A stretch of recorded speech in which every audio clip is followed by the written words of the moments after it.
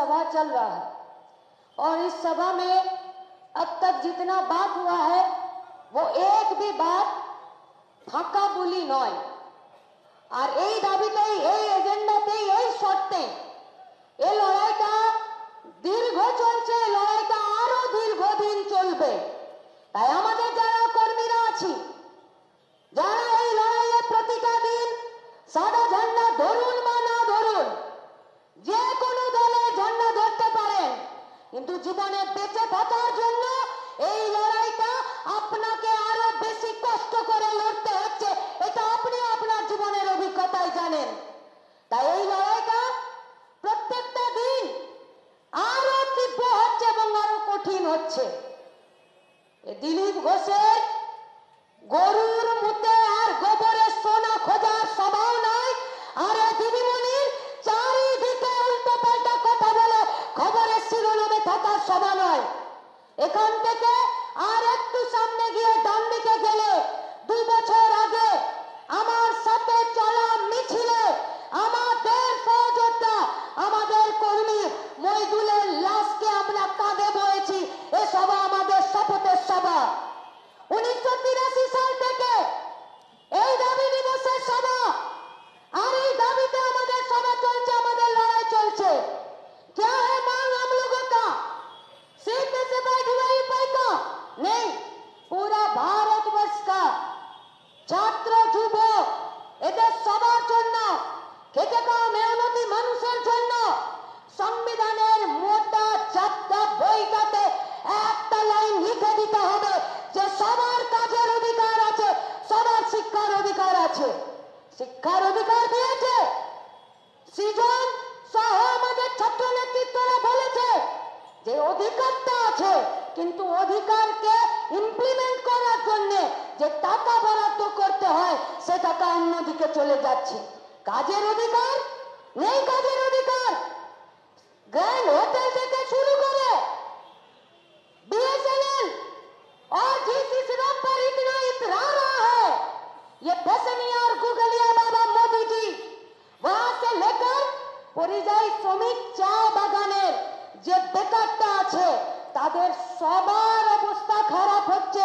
মজুরি কমছে, কাজ পাচ্ছে না, শুধু বেতন বেড়ে গেল। জেলে থাকা বান্ধবীকে নিয়ে পার্থ, মানিক ভট্টাচার্য আর এই জেলে থাকা সব এমএলএদের সবার 83 সাল থেকে এই একই দাবিতে, শিক্ষা ও কাজের দাবিতে লড়াই। সেদিনও ছিল যে সরকারকে বলতে হবে, কেন্দ্রের সরকার বলেছিল সব পরিবার থেকে একটা করে বেকার ছেলে মেয়েদের চাকরি দেব। বাজেট যা বরাদ্দ হয়েছিল তার 60% থেকে 70% টাকা খরচ করতে পারিনি।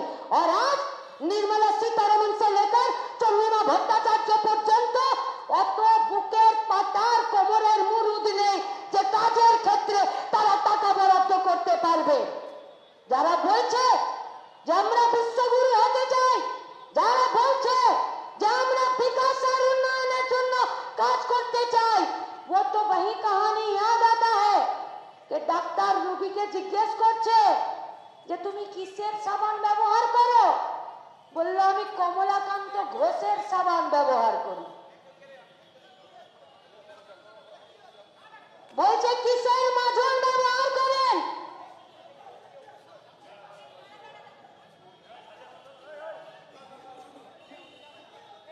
আচ্ছা আচ্ছা ঠিক আছে।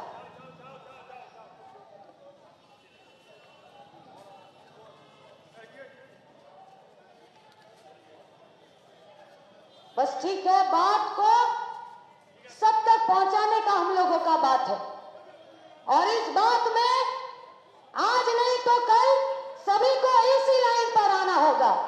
तो যে গল্পটার কথা আমরা বলছিলাম যে ডাক্তার জিজ্ঞেস করছে রোগীকে যে তুমি বাবু কিসের সাবান ব্যবহার করো, বললো আমি কমলাকান্ত ঘোষের সাবান ব্যবহার করি। বললো কিসের মাজন ব্যবহার করো, বললো আমি কমলাকান্ত ঘোষের মাজন ব্যবহার করি। বললো তেল, বললো সেও কমলাকান্ত ঘোষ। বলছে এটা কি কোনো ব্র্যান্ডের নাম, বললো না না এ আমার রুমমেটের নাম, আমি ওরই সব ব্যবহার করি। আর এই গোটা দেশকে ঘিরে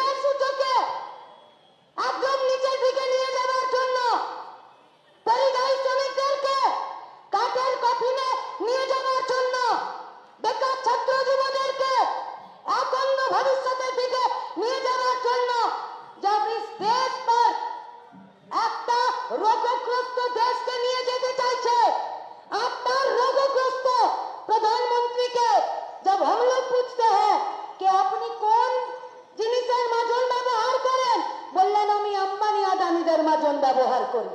বললো কিসের সাবান? বললো আম্বানি আদানিদের সাবান ব্যবহার করি। বললো কিসের তেল? বললো আম্বানি আদানিদের। ভারতবর্ষের মানুষ বললো এটা কি কোনো ব্র্যান্ড? বললো না না, এ তো আমাদের সোনার চামচ মুখে নিয়ে জন্ম নেওয়া আর আমাদেরকে ভোটে সাহায্য করা আমার বন্ধুর নাম। তো যে সরকার আম্বানি আদানিদের বন্ধু হয়, ওই সরকারটা কখনো গরিব খেটে খাওয়া মেহনতি মানুষের নিজের সরকার হতে পারে না। তাই এই লড়াইটা আসলে কোন ইস্যুর ভিত্তিতে? কাজের দাবিতে, খেটে খাওয়া মেনে মানুষের বেঁচে থাকার দাবিতে, আমাদের এগিয়ে যাওয়ার দাবিতে? শুধুমাত্র ওরা একটা নকল যুদ্ধে আমাদেরকে ব্যতিব্যস্ত রেখে দেবে? কখনো মনে হচ্ছে এই বুঝি কোটের বোতামগুলো মুখ্যমন্ত্রীর হাতে সব চলে এলো, জামা কাপড় ছিঁড়ে নামিয়ে দেবে। কখনো মনে হচ্ছে রাজ্য ভবনে যিনি বসেন তার হাতে বোধহয় মুখ্যমন্ত্রীর এক খাবলা চুল চলে আসবে, বোধহয় দিনের আলোতে চুল টেনে বার করে নেবেন। এ লড়াই চলছে, তা কি আসল লড়াই? কারখানা খোলার লড়াই? কৃষিতে 2.5 গুণ কৃষককে ফসলের লাভজনক দাম দেওয়ার লড়াই? এই হোটেলগুলো দোকানগুলোতে যে কর্মীরা কাজ করছে তাদের বেঁচে থাকার জন্য ন্যূনতম মজুরির লড়াই? নতুন কারখানা খোলার লড়াই?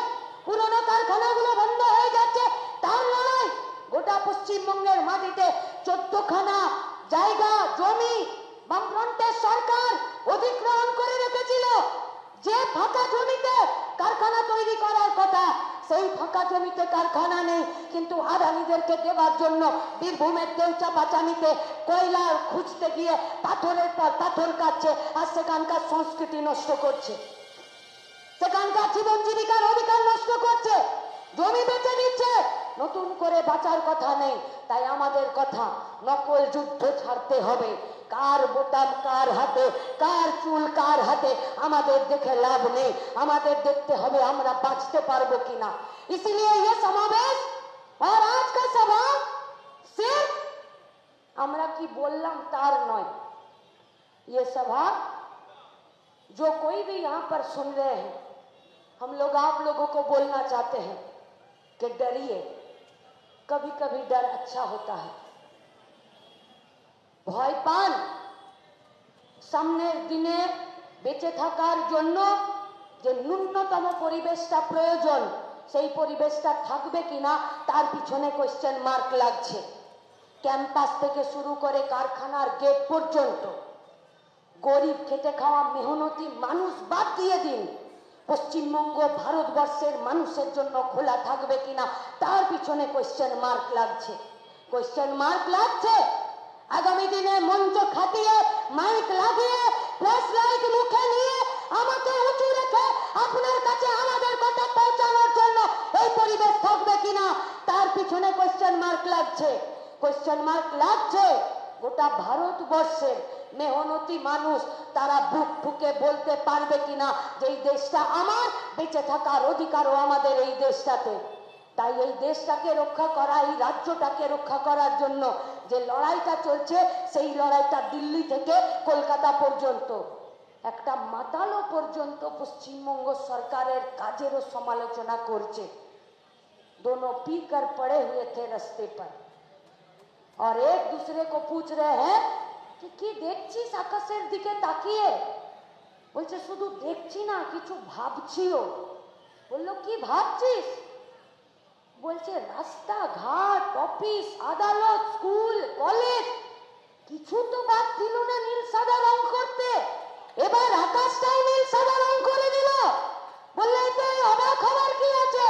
বললো অবাক হবার কিছু নেই, ভাবছি এত কাটমানি কোথায় পেলো যে এত লম্বা সিঁড়ি বানিয়ে ফেললো চোরেদের দলগুলো।